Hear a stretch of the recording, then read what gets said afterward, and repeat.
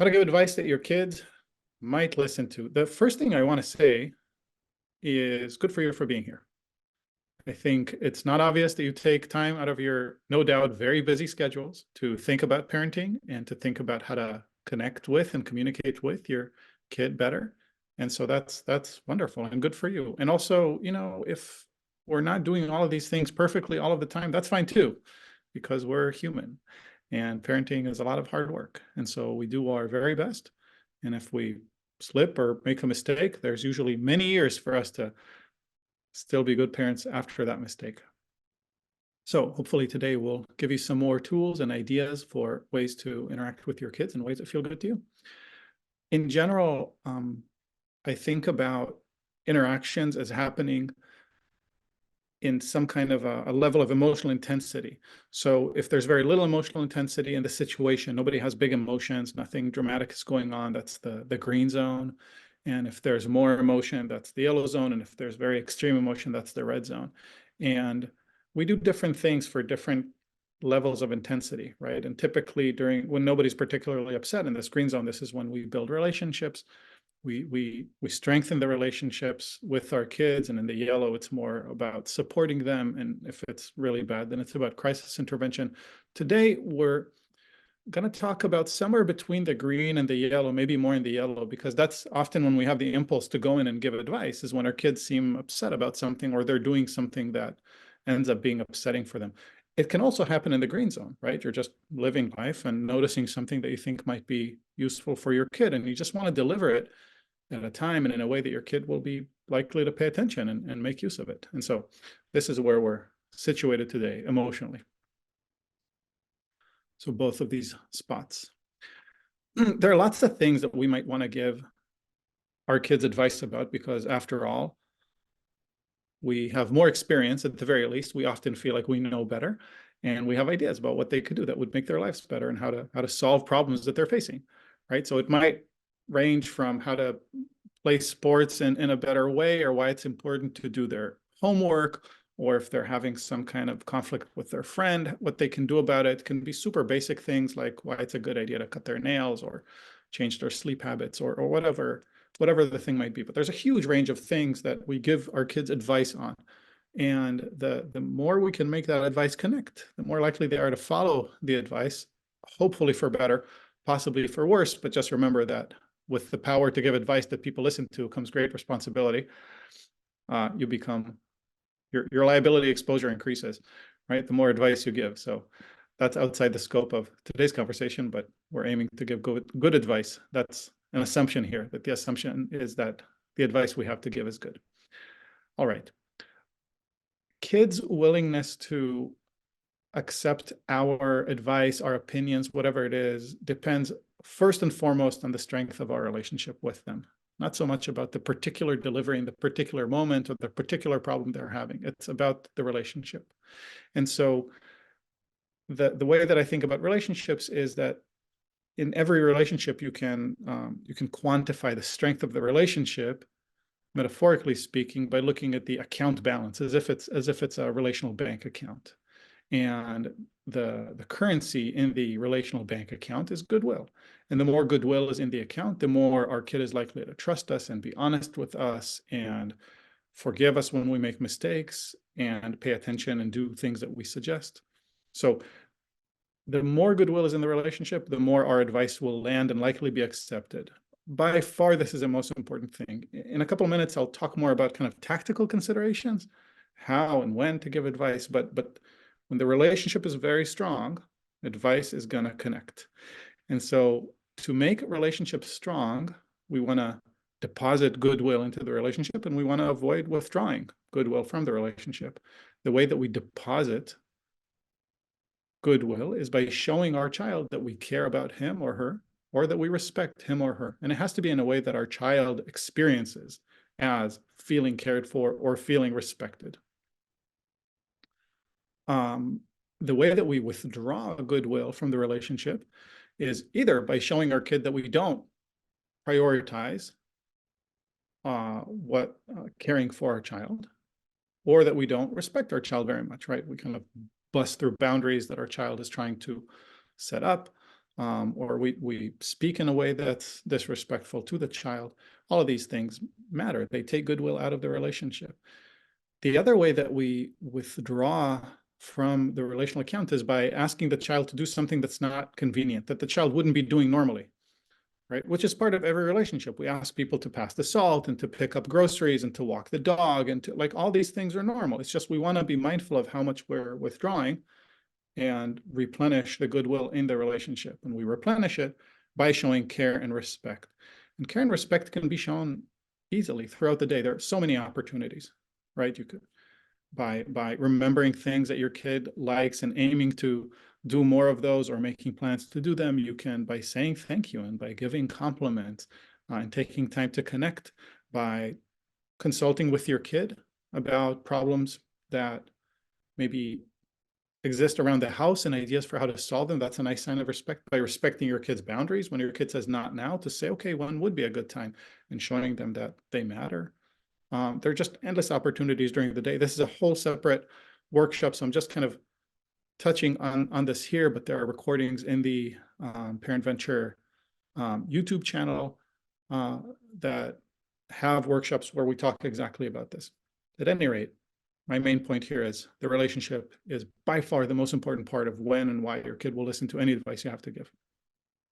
Having said this, giving advice by and large is a withdrawal. Unless your advice immediately lands as amazingly helpful, which is rare for all of us in our lives, when we give advice, it's usually a small act of withdrawal.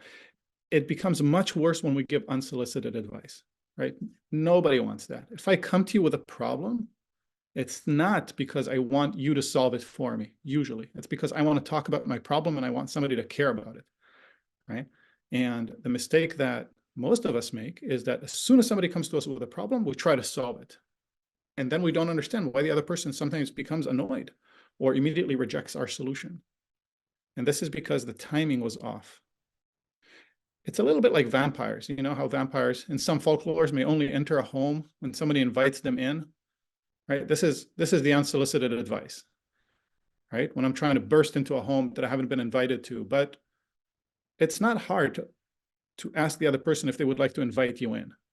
And this is the trick many vampires do in all the movies, where the entire audience in the theater goes, no, no, no, no. And then the other person goes, would you like to come in? So in this case, it would be less tragic for them to invite us to give advice. But this is a step we want to take. I'll talk about this more in a minute. But the main point here, again, is unsolicited advice is a big withdrawal and often met with resistance. So our goal in general is to make the least amount of withdrawals in the relationship in general, right? Which in the context of advice giving means being respectful, demonstrating our care for the child as we're talking, and to, as much as possible, replenish the account balance before and after any kind of withdrawal, which includes advice giving. And so just making that little switch to thinking about advice as a form of withdrawal, similar to asking someone to clean their room or help you with some other chore, whatever it is. Okay, some specifics. When your kid is, oh, you know what, sorry, I skipped ahead. So considerations to think about to do like ninja level advice giving. Finding the right time. The right time means that your kid is open to and available for the conversation, the advice you want to give. And this may be something you've thought about for 2 days and your child hasn't mentioned it at all, or it might be something your child is upset about right now and you want to help your child solve. Either way, your child needs to be at the right kind of mental and emotional state to give advice. So we don't want to do it when the kid is engaged in something super interesting, or if your kid is super upset or even somewhat upset right now, right? We want them calm and focused and available. Asking for permission relates to the vampire scenario that I gave before, right? Not just dropping advice on the unsuspecting child, but just asking for permission in a simple way can drastically alter the child's willingness to pay attention, right? So just saying something simple, like, I had an idea for something that could really help you with your baseball swing. Or I had, I was thinking about what you told me about wanting to get into choir, and I have some ideas. Do you want to hear? Or, I was thinking about that time you told me that you had that fight with Zoe that kind of came out of nowhere. and I have some ideas about maybe where that came from. Do you want to hear what I think? Literally that, right? So just explaining, showing them that you're thinking about them, and then asking for permission to give the advice. And if they say no, then backing off and saying, okay, clearly it's not a good time. Because if you give them advice when they don't want to hear it, it's not going to end well. It's not that they're going to take it or accept it, right? There's just no point in doing that. There will be another better time to talk about it. So asking for permission, sharing your vision for the benefit that you're hoping your child will get,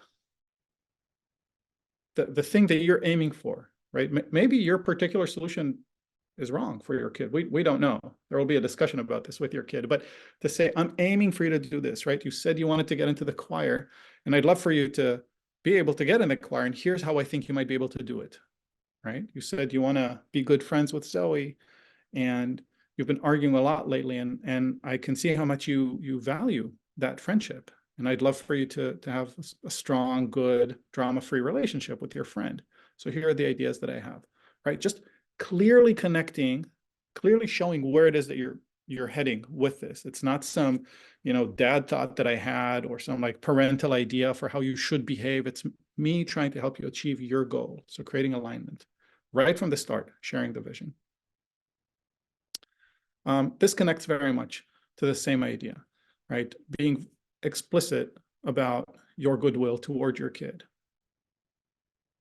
I think personally that one of the main reasons that relationships disintegrate is because people assume telepathy, and they assume that the other person knows that they feel strongly and positively about the other person. And we kind of forget to say things, and same things for negative. We kind of sometimes don't say it. We kind of keep it in because it's obvious that I don't like when you do this or you do that. And the more explicit we can be, the more clear, the easier communication becomes, and the more freely information flows. And so in this case, if you can say, okay, Zoe, friendship, there's drama. I know you want to be good friends with her. I'd love for you to be good friends with Zoe as well, because I know how much you cherish that relationship, and I want you to be happy, and I want you to have friendships that you enjoy, something like that, right? I know how much you want to get into the choir, and I see how you light up when you're singing with other people, and I love seeing that, and how much you enjoy. Just spend a second talking about how you feel positively and how you want good things for your kid before starting with the advice. Again, it just sets up a very different dynamic than, I think you should blah, blah, blah, blah, blah, right? While they're playing their video game and don't have time for it. Like, what? And they're just, so these are more or less sequential steps to be taking, right? Find a time when they're in a good mental space, ask for permission to give advice, explain where it is you're heading, be explicit about your goodwill, and then consult with your child about the issue. By consulting, I mean, rather than kind of dumping a solution on their head, make sure they understand really what is the problem, get more of the information from them. And even if you already understand the problem, this serves for your child to really get clear on the fact that you know what you're talking about here. You're not just giving advice out of nowhere, being totally disconnected from the details, right? And so to be able to have this conversation with them and say, so you say this thing happened, and there were the 2 times when you argued, right? Kind of out of nowhere, and both times happened when you were at the cafeteria with other people, is that right? And then thinking about, well, here's the solution that I'm thinking about. I think doing this and this would cause that, and this is why I think it would be a good idea. What do you think?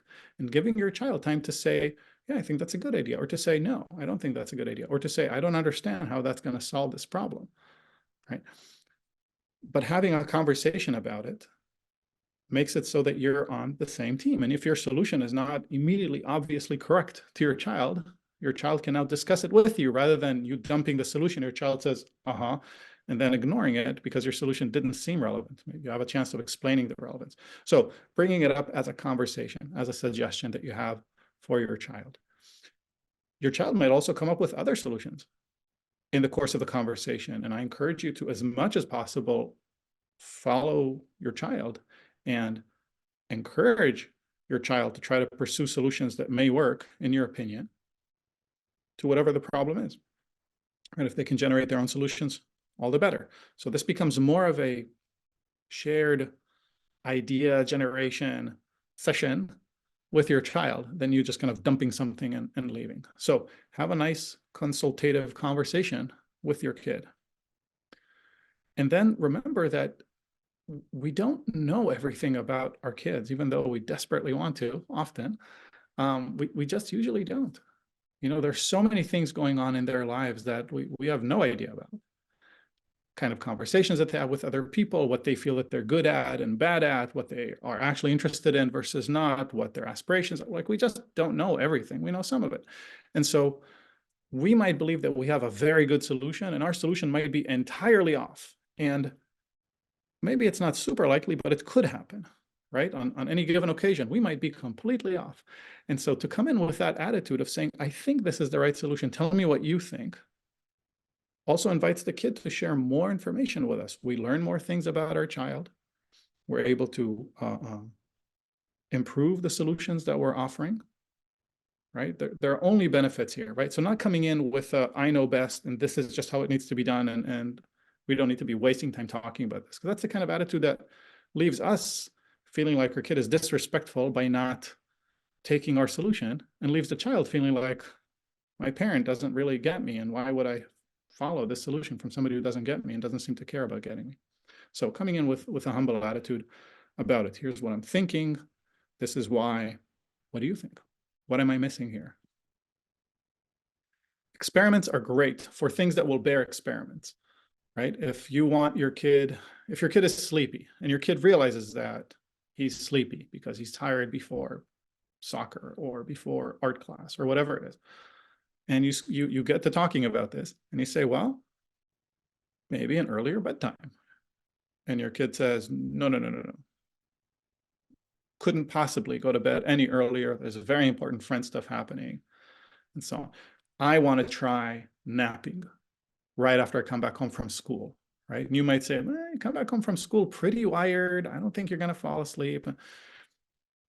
So my suggestion in a moment like that, again, if this is not like some critical issue in it, and it can bear the experimentation, to agree to experiment with your kid and to offer to take your kid's solution first, once you've discussed it and maybe refined it if necessary, right? Because you're modeling openness to experimentation. And if you show your kid that you're open to experimentation, you think it's a good idea, then your kid will be willing to experiment with your solutions. But if you tell your kid, no, no, no, my solution is the best and yours is worthless, that's exactly what you'll be hearing back from your little mirror. And so by modeling openness to experimentation, you're either going to realize that your kid's solution actually works, or modeling so that your child will be willing to try your experiment a week later when your experiment ended and you said, and you've debriefed about it, right? So if your kid is suggesting a solution that is anywhere in the realm of reasonable as a result of your humble consultative conversation, you might say, okay, let's try it for a couple of days. And then, let's talk again on Thursday and see how that goes. And then you do, and then see what happens. So experimentation. And of course, all this is driving toward giving your kid autonomy.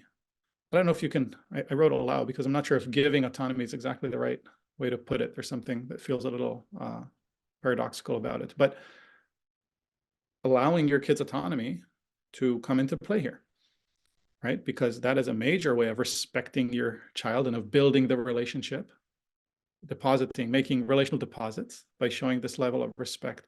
And so even if you have a solution and your kid just vehemently disagrees with your solution, to be gracious about it, basically, and to say, well, that's the best idea I have, but I understand that it's not connecting for you. And so, we can talk about it more next week, or, whenever you feel like it or whatnot. But if it's not a crisis, to not ram it down your kid's throat, which will hurt the relationship. Or maybe I'll put it a little bit differently.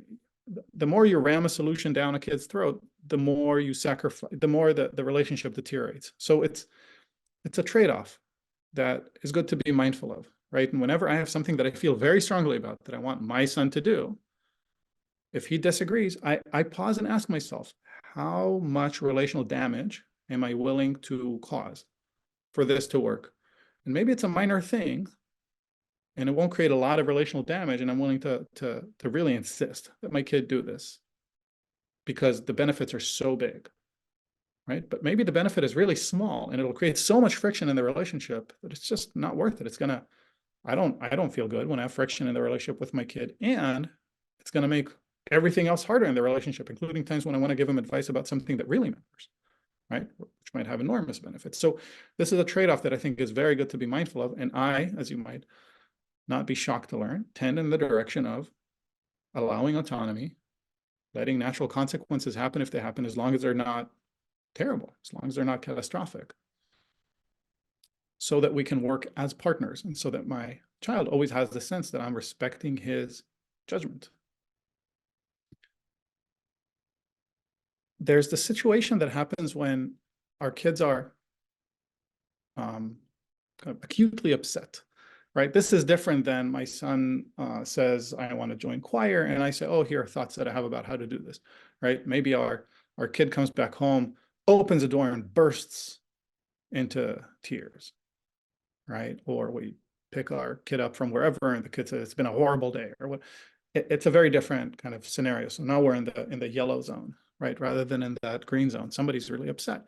And the main thing that I want to convey about this is that when our kid, when anybody really, but when our kid is upset, acutely upset, they cannot process anything. They cannot hear anything we have to say. They definitely cannot think about solutions and new ideas and new viewpoints and whatnot. They need to be less upset before this happens. When they're young, it's kind of easy to distract them from their upsetness and switch their mind to a happier track. And the older people get, the harder it is, the more attached we are to our upsetness. And so it's very important not to try to immediately shove solutions on our kids when they're upset, right? Because there's no room inside. And it's just going to lead to conflict with us now, kind of redirect that energy at us, and now we become the problem. So instead, what we want to do is help our kids become calmer before we introduce any kind of solutions or new ways of thinking about the issue. There's a whole separate session that we do here about supporting your upset child. Again, there are recordings of that session on the YouTube channel for the Parent Venture, and I'm sure at some point soon we're going to be doing a session on this again live. But the very main point is that when you are talking with your child and your child is upset, the main thing we want to focus on is on helping our kid release this kind of emotional energy. And the main way that we do it is by paraphrasing, or I call it WIG. WIG is an acronym for what I got. So the child speaks and we say back what we heard. How was school? School was horrible. Jerry pushed me all day long. So Jerry was really mean to you. Yes, Jerry was so mean.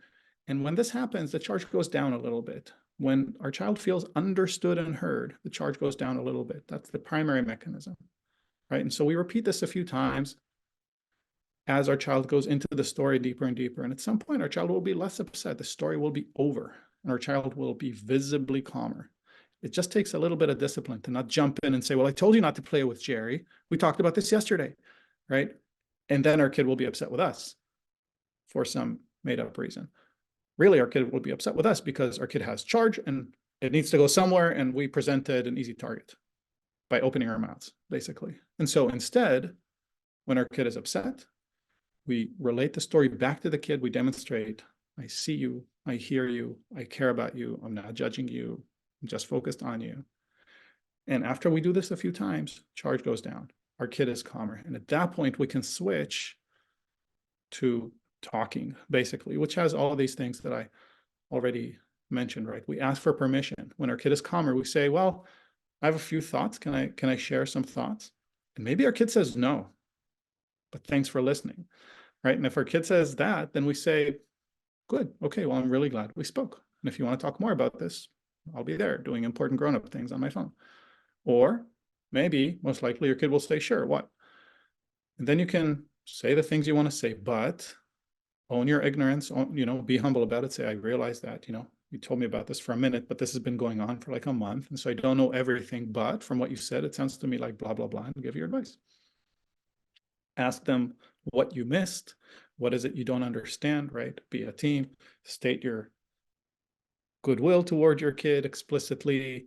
Share your vision for the better future. All these things that I talked about before, happen at this point, right? But it starts by a lot of paraphrasing until your kid is calmer, because when they're upset, they can't get any more into their heads. They're full of upset. So to summarize, how to give advice that your child might listen to. timing is really important, right? If they're busy doing something fun, that's not a good time. If they're busy being upset, that's not a good time. Either wait or paraphrase, engage with them, however you need to work it, but connect with them at the advice level front when they're calm and focused, or as calm and focused as you can get them.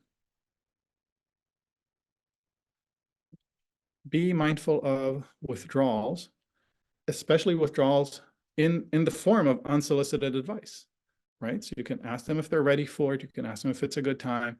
Make deposits before and after you give advice. I don't mean like the seconds before, I mean just in general in the relationship. So when you give the advice, be respectful, make sure that you're acknowledging your child's autonomy and intelligence and problem-solving skills. Don't say, well, this is obvious. And